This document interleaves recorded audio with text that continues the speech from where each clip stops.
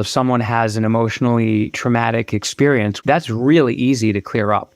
And that may be surprising to a lot of people listening to this, especially if they're psychotherapists. Is there kind of a hierarchy of things that are easier to help people solve versus things that might be much more difficult? Generally, it's easier to deal with the thought-emotion connection than trying to change behavior. So, for example, if someone has an emotionally traumatic experience, which is pretty much our specialty, we've done run the full gamut over all these years, but we focus primarily on emotional trauma and its negative effects that affect people emotionally and behaviorally. That's really easy to clear up. And that may be surprising to a lot of people listening to this, especially if they're psychotherapists. But it's actually very easy most of the time to clear up emotional trauma. And then it's just a cleanup job to, work on how that's affected someone's confidence and self-worth and all of that. But that's a thought, because trauma is largely based in memories. That's what causes the emotion. And the conditioning of the nervous system, if the nervous system has a habit of pumping adrenaline every time they have a thought or something triggers them, that needs to be changed.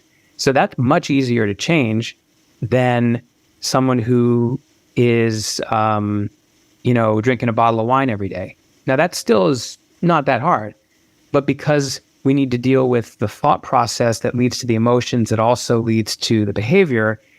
And the other issue is a lot of times people are ambivalent about changing a behavior because they know they kind of like it because it helps them.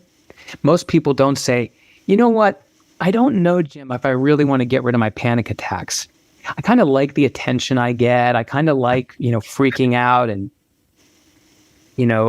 drooling all over myself and panicking. No, people don't say that, right? But they might say, well, I don't know. I kind of like having a couple drinks. And I know even if I can't have two, because that means I have five, and I know I'm better off not having any, I don't know. I kind of like to relax, or smoking makes me feel okay for a few minutes. And so we can get past that, but that's usually harder than just the emotional stuff, because there are more layers and there's more bullshit the person can try to convince himself to maintain the pattern that they're in. That's fascinating, and that's extraordinarily clearly explained.